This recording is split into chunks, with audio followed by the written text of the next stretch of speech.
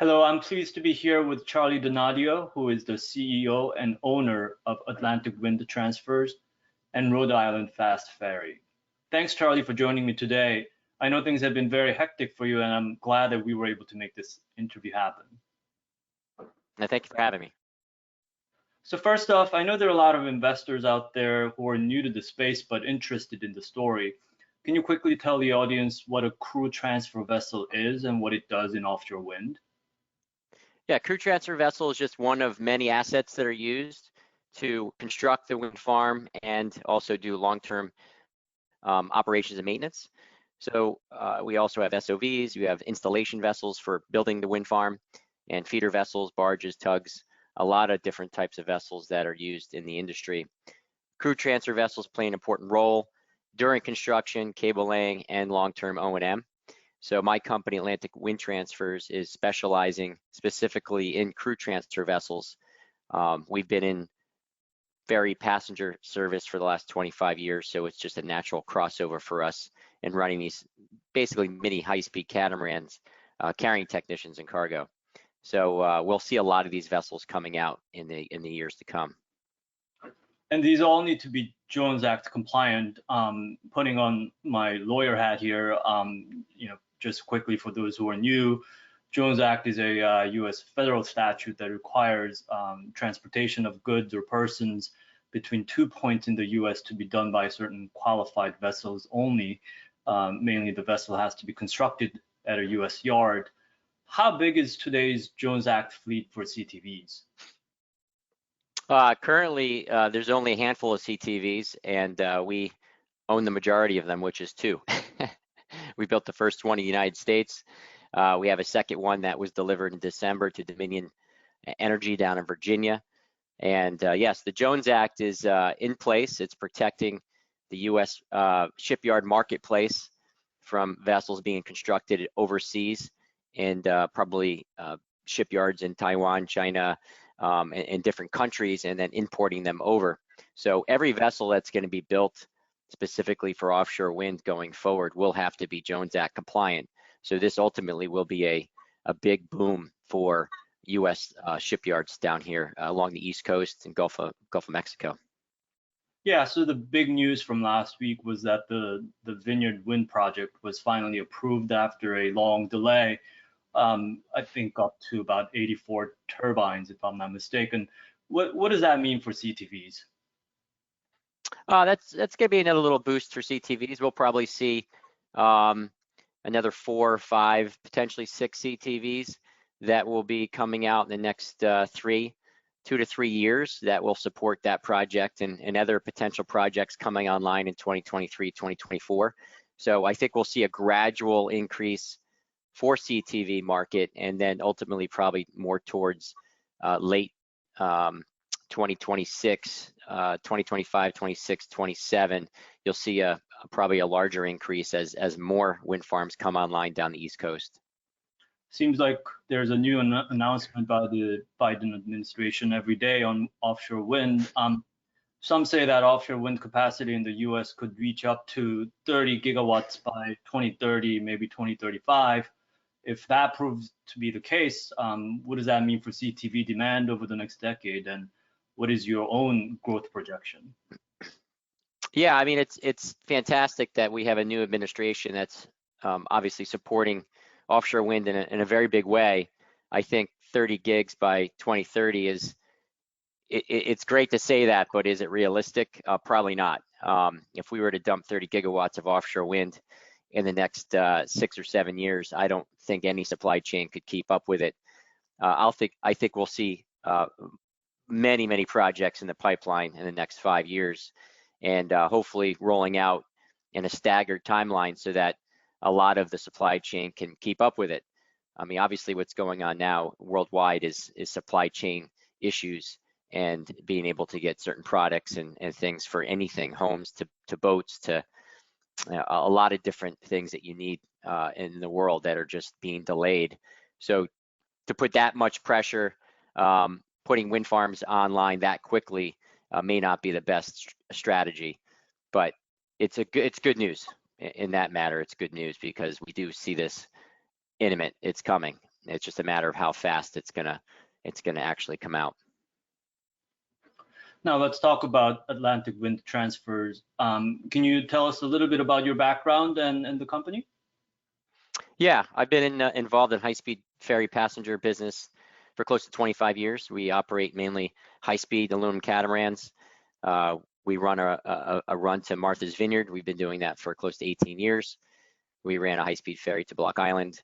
We've operated in Bermuda, New York, New Jersey, both East Coast and West Coast of Florida, and San Francisco. Currently also have a vessel down in Puerto Rico running to Culebra from Saba. So we operate high-speed ferries. We charter them out. We also use them on our own personal business runs.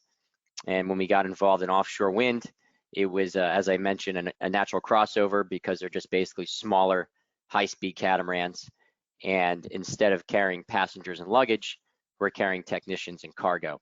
So it was same controls, same operating. It's just it was an easy process for us, and we were good to get into it early and looking at offshore wind, almost 8-9 years ago. We're now operating the first CTV to the Block Island wind farm. We're under a long-term contract with Ørsted, and we were involved in the construction of that wind farm as well back in 2016. And most recently just delivered our new CTV to Dominion Energy, which is servicing Siemens Gamesa turbines 26 miles off the coast of Virginia. So we're in 2 locations right now, hoping to expand into other markets down the East Coast, and just waiting to see how the projects roll out and which projects we'll be interested in. The theme of this conference is partnership. We hear a lot about a lot of partnerships and joint ventures in this space. Does that apply to you at all? Does AWT have any partnership? Maybe any, some future partnership with a foreign operator that wants to be Jones Act compliant? Is any of that in the cards for you? Yeah, no, I mean, my company is family owned. We're a family owned company. It's, basically myself and my wife. We don't have any partners. We don't have any foreign partners. We do quite a bit of consulting with Seacat Services overseas, which is one of the leaders in CTVs, but no joint ventures, and no joint ventures at this point going forward. There are other operators in Europe, obviously have a ton of experience. They've been doing this for quite some time, and I know they've been looking at trying to get into the U.S. market. But as you know, with Jones Act, it'll have to be a pretty big ownership shift to a U.S. operator versus the foreign investor. So there are different partnerships like that looking to form, but we're not in that space. We're strictly U.S. owned, U.S. operated, and completely Jones Act compliant. I see. And since it's marine money, may I ask if you have any current financing needs, or what needs you anticipate in the years ahead as you grow, and how you're thinking about those financing needs? Yeah, I've been pretty lucky, or not lucky. We've had a good track record, put it that way. We've been involved with Bank of America for over 15 years. They've been basically my partner in financing all of our projects and also financing all of our future projects. So, basically traditional financing route that we've gone down, no lease backs, just mostly financing the debt, and financing terms are depending on the market conditions, and obviously our track record is an important part of that. So that's where we are now, and we have been approached by multiple potential investors wanting to get into space, because it seems that renewable energy and offshore wind is a pretty hot topic right now. So there are quite a few people, groups, investment firms looking to put money in certain locations. So I'm sure that you'll see a lot of that money flowing into construction and leasebacks and things like that in the years to come.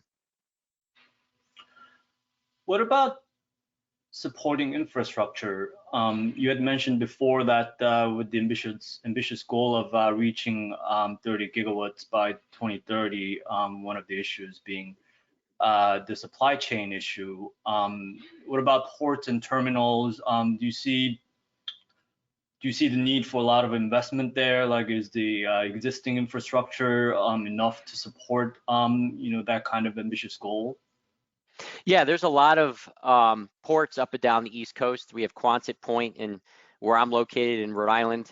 You have Port, New Bedford, New London.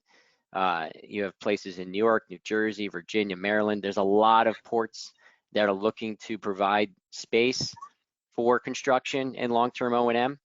And you see a lot of, they're all mostly being funded by cities and towns and states with probably bonds to invest into the infrastructure like they did in New Bedford. They invested, I think it was over $100 million into creating an offshore wind laydown area that could support the weight. But these locations are racing for that as well. Who can have a sustainable port that can handle, these large components and transiting them out to the wind farms up and down the East Coast. So there's a lot of interest from a lot of states up and down the East Coast right now. It's just a matter of it getting developed, environmental permitting, obviously, and that stuff takes quite a long time.